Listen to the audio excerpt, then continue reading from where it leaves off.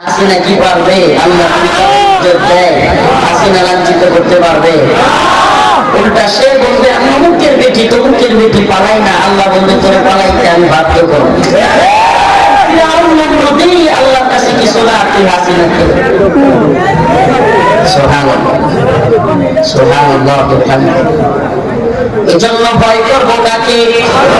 আজকে সাংবাদিকরা জিজ্ঞেস করতেছিল, হুজুর আগে কিরকম কথাবার্তা বলতে পারতেন, এখন কথাবার্তা বলতে পারেন কিনা, আগে বলতে পারতেন না, কি এই ব্যাপারে আপনি কি বলবেন?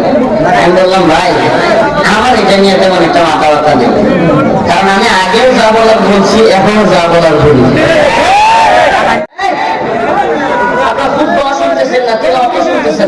আমি কিন্তু ঠাস করে চলে যাবো, আমাদের এই আচরণ একটু ভালো লাগতেছে ফুটবল শুনতেছেন না, তিলাওয়াত না, তিলাওয়াতের সময় কেউ ভৈরুল্য করে পশ্চিম পাড়া আমি পায়ে হাত ধরব, অত্যন্ত অসুস্থ। গতকাল সারা রাত ঘুম নাই, কাঙ্গালির প্রোগ্রাম ঘুম নেই, সকালবেলায় কোর্টে হাজিরা ছিল সদরঘাট, সেখান থেকে এই দিনের বেলায় গাড়িতে একটু ঘুমাইছি, শরীরের অবস্থা এত কাহিল, দিন রাত সফর করলে সারাদিন গোসল নেই, কিছু নেই, এই অবস্থায় আপনাদের সামনে আসছে। আমরা যদি ওই হুল্লোর করে সময় নষ্ট করেন, দেওয়ার কথা ছিল 8:30টায়, সর্বশেষ 9টায়, এখন বসেছে 9:30টায়। আমি আবার যাবো অনেক দূরে, অনেক দূর যেতে হবে আমাকে, ওই শেরপুর বগুড়া, আপনি কল্পনা করতে পারেন।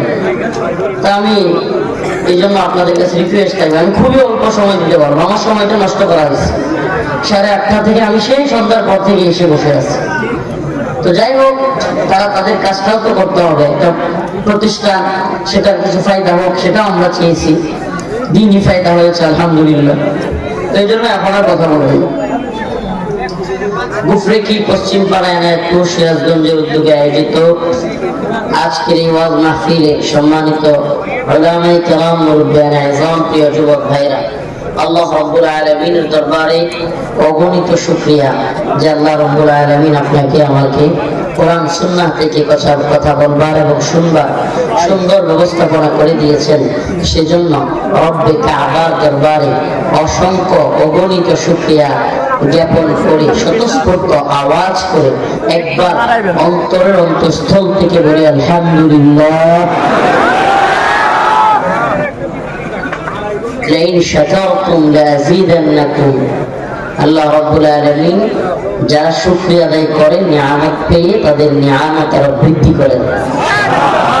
প্রিয় হাজিরিন, এটা ওয়াজ করে বা আপনাদের বলে বোঝাতে পারবো না, যে বক্তব্যই সেই বুঝে আমি কি পরিমাণ ক্লান্তির মধ্য দিয়ে যাচ্ছি। সারা রাত না ঘুমানো একটা ব্যক্তি কোর্টে গিয়ে হাজিরা দেওয়া, সারাদিন সেখানে পার করা, ঘুম নাই, খাওয়া নাই, গোসল নাই, এইভাবে শত শত কিলোমিটার আবার জার্নি করা, মেরুদণ্ড এই সাইড সব ব্যথা, পেইন শুরু হয়ে গেছে। এরপরেও আপনাদের কাছে দীর্ঘ সময় এসে বসে আছে। তো এই জন্য আপনাদের প্রতি আমার রিকোয়েস্ট যে আমাকে সহায়তা করবেন, অল্প সময় কথা বলবেন। কোরআন কারীমের একটা আয়াত কারীমা তিলাওয়াত করেছে, যেখানে আল্লাহ রাব্বুল আলামিন তার নবী পয়গম্বর আলাইহিস সালাম এবং তার সাহাবাদের চরিত্র কেমন ছিল, তারা মুমিনদের সাথে ব্যবহার কেমন করতেন, কাফের মুশরিকদের সাথে কেমন ব্যবহার করতেন, এটার ব্যাপারে আল্লাহ পাক একটা বর্ণনা দিচ্ছেন। এটাকে আপনি সংক্ষিপ্ত আকারে যদি বলেন, ইসলামের মৌলিক একটা আকীদা যেটা আমরা ভুলতে বসেছি, সেটা হলো আল ওয়ালা ওয়াল বারা, আল্লাহর জন্য ভালোবাসা, আল্লাহর জন্য ঘৃণা। কার জন্য ভালোবাসা? হ্যাঁ, আমরা কাউকে ভালোবাসবো কার জন্য? আমরা কাউকে ঘৃণা করব কার জন্য? আমরা কোন জায়গায় দান করব কার জন্য? আমরা কোন জায়গায় দান করতে নিষেধ করব কার জন্য? মান আহাব্বা লিল্লাহ ওয়া আবগাদা লিল্লাহ ওয়া আ'তা লিল্লাহ ওয়া মানআ লিল্লাহ ফাকাদ ইসতাকমালা আল ঈমান। যার ভালোবাসা হবে আল্লাহর জন্য, ঘৃণাও হবে আল্লাহর জন্য, যার দান হবে আল্লাহর জন্য, সবকিছু আল্লাহর জন্য, ফাকাদ ইসতাকমালাল ঈমান, তার ঈমান তো পরিপূর্ণ। সুবহানাল্লাহ।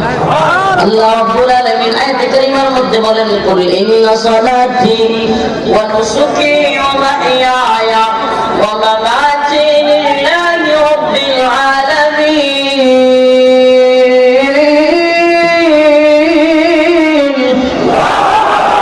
হে নবী, আপনি বলেন, ইন্না সালাতি, নিশ্চয় আমার নামাজ, ওয়া নুসুকি, আমার কুরবানি, ওয়া মাহইয়ায়া, আমার হায়াত, ওয়া মামাতি, আমার মৃত্যু, লিল্লাহি রাব্বিল আলামিন। কার জন্য? একমাত্র আল্লাহর জন্য। একমাত্র সুবহানাল্লাহ। ডাক্তার এবং রোগীর সম্পর্কটা কি? একজন ডাক্তারকে শিখানোই হয় রোগীর সাথে কিভাবে গিয়ে ব্যবহার করবে। একটা রোগী যখন মুমূর্ষু অবস্থায় থাকে, তখন যদি কোনো ডাক্তার তার সাথে আসসালামু আলাইকুম ভাই, কেমন আছেন, শরীরটা কি অবস্থা, একটা মুস্কি হাসি দিয়ে সালাম দিয়ে সুন্দরভাবে কথা বলে, ওই রোগীটার শরীরটা অনেকটা ভালো হয়ে যায়, মনটাও ভালো লাগে রে, ডাক্তারের ব্যবহারটা খুব ভালো। সেই একই ডাক্তার যখন শুনে যে এই রোগীর অপারেশন লাগবে, কি লাগবে, এই রোগীর পেট কাটতে হবে কিংবা যে কোনো জায়গায় অপারেশন কাটাছিড়া করতে হবে, তখন সেই ডাক্তার কি করে? মুহাম্মদ আরবি সাল্লাল্লাহু আলাইহি ওয়াসাল্লাম এবং তার সাহাবায়ে কেরাম কিংবা মুমিনের সিফাত এটাই। আমাদের অবস্থান একেবারে ক্লিয়ার। কি সেটা? আমরা ডাক্তারদের মতো, এই উম্মতের ডাক্তার হলো আলেমরা। এই উম্মতের ডাক্তার কারা? আলেমদেরকে। এজন্য একমাত্র ভয় করবে কাকে? ইন্নামা ইয়াখশাল্লাহা মিন ইবাদিহিল উলামা। উলামায়ে কেরাম একমাত্র ভয় করে কাকে? আজকে আমার 4টা মামলা, আলহামদুলিল্লাহ, হাসিনা সরকারের সেই নির্যাতন নিপীড়নের ভয়াবহ আমাদের উপর দিয়ে যাওয়া জুলুমের আজকে 4টা মামলা থেকে আমি খালাস পাইছি। আজকে খালাস পেলাম 4টা মামলা থেকে। আরো 3টা আছে, এখন 7টা মামলা ছিল। তো যেই মামলাগুলো বিচার এগিয়ে গিয়েছিল, সাক্ষী হয়ে গেছিল, আলহামদুলিল্লাহ চার্জশিট দিয়ে দিয়েছিল, ওগুলো থেকে আলহামদুলিল্লাহ খালাস পেয়েছি। আল্লাহর শুকরিয়া। তো এটা আল্লাহ পাকের ইচ্ছা। ওয়াইজ্জু মান তাশা ওয়া তুযিল্লু মান তাশা বিয়াদিকাল খায়র। সুবহানাল্লাহ। ইজ্জতের মালিক কে? যারা আমাদেরকে লাঞ্ছিত করতে চেয়েছিল, আল্লাহ পাক তাদেরকে এমন ইজ্জত দিয়েছেন। এই তো সেদিনের কথা, যে লোকগুলো আমাদেরকে বেরি পড়াইছে, হাতের মধ্যে হ্যান্ডকাপ লাগাইছে, গরুর রশি লাগাইছে, এরপরে টেনে হিচড়ে নিয়েছে, আজকে সেই লোকগুলোর হাতের মধ্যে আল্লাহ হ্যান্ডকাপ লাগাইছে। আর আল্লাহ পাক সেই সমস্ত আলেমদেরকে লক্ষ লক্ষ মানুষের ভালোবাসার পাত্র বানিয়ে দিয়েছে। তুইজ্জু মান তাশা ওয়া তুযিল্লু মান তাশা। ইজ্জতের মালিক কে? ইজ্জত দেনেওয়ালা কে? হাসিনা কি পারবে? আল্লাহ যদি কাউকে ইজ্জত দেয়, হাসিনা লাঞ্ছিত করতে পারবে? উল্টা সে বলবে, আমি অমুকের বেটি, তমুকের বেটি, পালাই না। আল্লাহ বলবে, তোরে পালাইতে আমি বাধ্য করব। আল্লাহর কাছে কিছু না, তুই হাসিনা তো। সুবহানাল্লাহ, সুবহানাল্লাহ। এজন্য ভয় করবো কাকে? আজকে সাংবাদিকরা জিজ্ঞেস করতেছিল, হুজুর আগে কিরকম কথাবার্তা বলতে পারতেন, এখন কথাবার্তা বলতে পারেন কিনা? আগে মনে হয় বলতে পারতেন না, কি এই ব্যাপারে আপনি কি বলবেন? আমি বললাম, ভাই আমার এটা নিয়ে তেমন একটা মাথা ব্যথা নেই, কারণ আমি আগেও যা বলার বলছি, এখনো যা বলার বলি। একমাত্র আল্লাহকে পরোয়া করেই বলি। পৃথিবীর কোন ক্ষমতাশীলের পরোয়া করে আমরা কথা বলি না। ওই যে কথা বললাম, রাসূলুল্লাহ সাল্লাল্লাহু আলাইহি ওয়াসাল্লাম বলেছেন, শেষ জামানায় একজন লোক গুরাবা হিসেবে আবির্ভূত হবে। কি হিসেবে? বাদা আল ইসলামু গরীবান ওয়া সায়াউদু কামা বাদা ফাতুবা লিল গুরাবা। আল্লাহ রাসূল বলেছেন ইসলাম অপরিচিত অবস্থায় ছিল, আবার সেই গোলাবাদের অপরিচিত অবস্থায় ফিরে যাবে।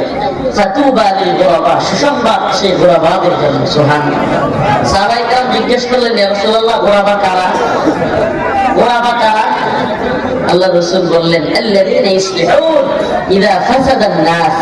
সুবহানাল্লাহ। মানুষ যখন ফিতনা ফাসাদে জড়ায় যাবে, তখন যারা সেই সমস্ত মানুষদেরকে আহ্বান করে ডেকে দাওয়াত দিয়ে সংশোধন করে দিবে, তারাই হলো গোলাবা। সুবহানাল্লাহ।